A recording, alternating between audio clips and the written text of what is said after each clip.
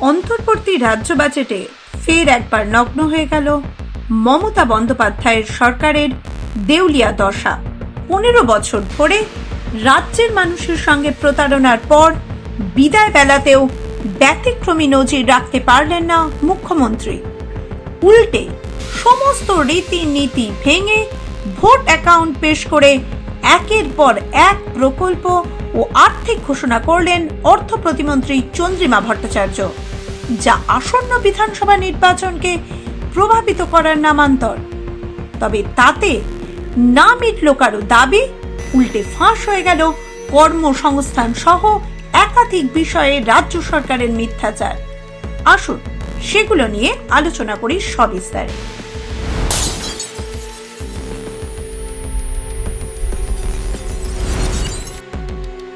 বৃহস্পতিবারের vote on অ্যাকাউন্টে যুব সাথী প্রকল্পের ঘোষণা করা হয়েছে।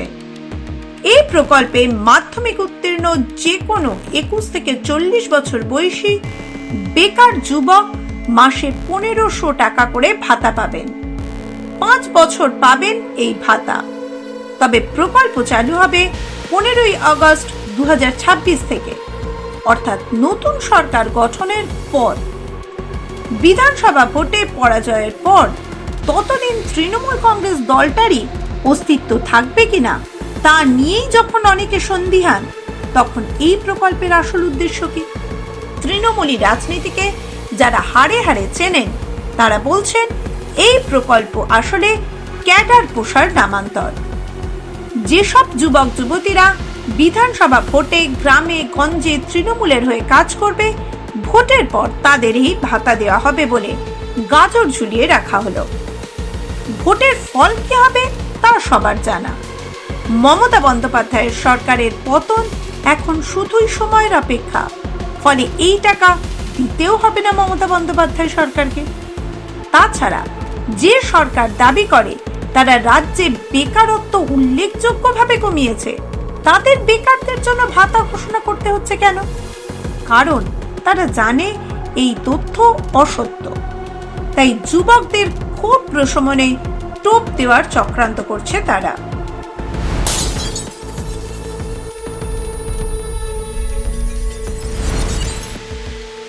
ভোট অন অ্যাকাউন্টে পুলিশ কর্মী ও সিভিক ভলেন্টিয়ারদের 1000 টাকা করে বেতন বাড়িয়েছে মমতা বন্দ্যোপাধ্যায়ের সরকার। কিন্তু প্রশ্ন উঠছে, পুলিশের নিয়োগের বদলে কতদিন এভাবে অস্থায়ী সিভিক ভলেন্টিয়ার দিয়ে রাজ্য চালাবেন মুখ্যমন্ত্রী? প্রশিক্ষণহীন স্বল্প বেতনে গাধার খাটুনি খাটাচ্ছেন সিভিক ভলেন্টিয়ারদের দিয়ে। যে সিভিক ভলেন্টিয়ারদের অনেকের বিরুদ্ধেই রয়েছে খুন, ধর্ষণ, তোলাবাজির মতো অভিযোগ। আর্জিকর কাণ্ডে ধর্ষক সঞ্জয় রায়ও ছিলেন কলকাতা পুলিশের সিভিক ভলেন্টিয়ার। এমনকি সিভিক ভলেন্টিয়ার হয়ে পুলিশ বারাকে থাকতেন তিনি। অভিযোগ উঠেছে ভোটে সিভিক ভলেন্টিয়ারদের ব্যবহার করে রাজনৈতিক ফায়দা তুলতে চান মমতা, আর তার জন্যই শেষ বেলায় তাদের ভাতা বৃদ্ধি।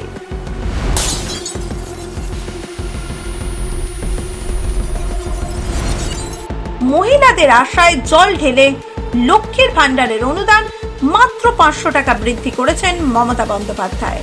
এর ফলে লক্ষ্মীর ভান্ডারের অনুদান বেড়ে হয়েছে 1700 টাকা, যা দেশের অন্যান্য প্রায় সব রাজ্যের থেকেই কম। ভোটের আগে লক্ষ্মীর ভান্ডারের অনুদান অন্তত 1000 টাকা বাড়িয়ে 2200 টাকা করার দাবি জানিয়েছিলেন মহিলারা। কিন্তু মেলা, খেলা আর দুর্নীতিতে যার ভাড়ার শূন্য, তিনি কি করে বাড়াবেন 1000 টাকা? সুপ্রিম কোর্টের নির্দেশকে অগ্রাহ্য করে অন্তর্বর্তী বাজেটে 4% ডিএ বৃদ্ধির ঘোষণা করেছে মমতা বন্দ্যোপাধ্যায়ের সরকার। কিন্তু তা লাগু হবে এপ্রিল থেকে। ততদিনে রাজ্যে লাগু হয়ে যাবে বিধানসভা নির্বাচনের আদর্শ আচরণ বিধি। ফলে নতুন করে কোনো প্রকল্প চালু করা যাবে না, কারো বেতনও বৃদ্ধি করা যাবে না। অন্তর্বর্তী বাজেটে এই ঘোষণায় স্পষ্ট, আসলে সরকারি কর্মচারীদের বেতন বৃদ্ধি হোক তা চাননি মমতা।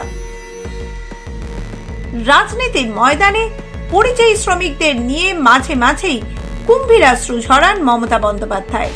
বড় গলায় পরিযায়ী শ্রমিকদের জন্য প্রকল্প ঘোষণা করেন তিনি।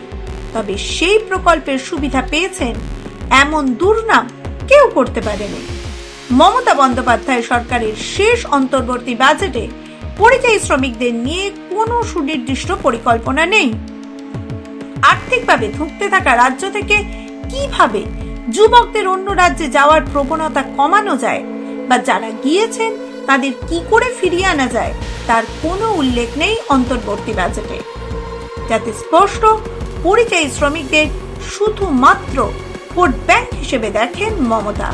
তাদের কল্যাণের কোনো পরিকল্পনা নেই মুখ্যমন্ত্রীর।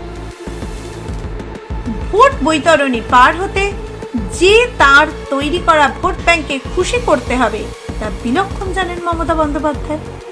অন্তর্বর্তী বাজেটে তাই তাদের গুরুত্ব সবার উপরে।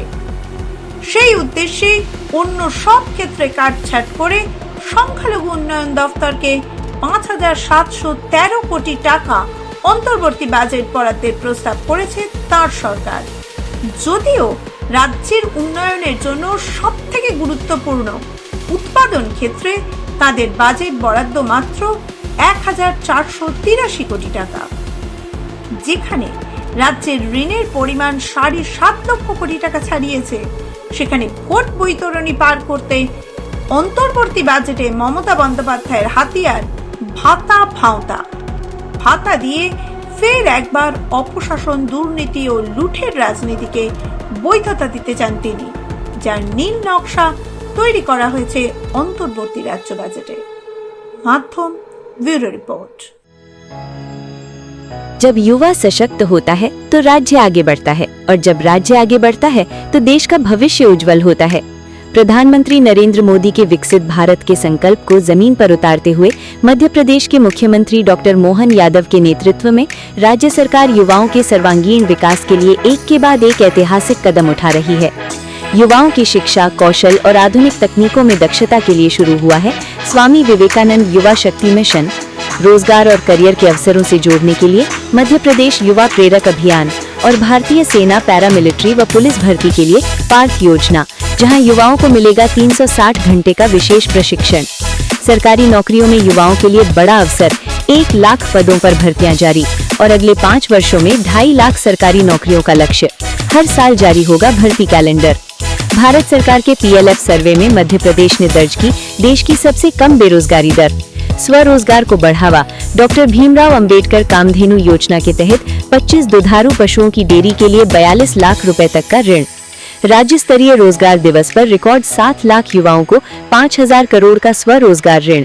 मुख्यमंत्री सीखो कमाओ योजना में 2024 में 20,000 से अधिक युवाओं को 41 करोड़ रुपए का स्टाइपेंड।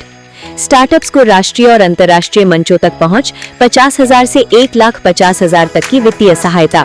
खेलों में भी मध्य प्रदेश आगे, 985 करोड़ से भोपाल में अंतर्राष्ट्रीय स्पोर्ट्स कॉम्प्लेक्स। हर विकास खंड में स्पोर्ट्स कॉम्प्लेक्स, हर जिले में स्टेडियम, 1 डिस्ट्रिक्ट 1 स्पोर्ट्स कॉम्प्लेक्स।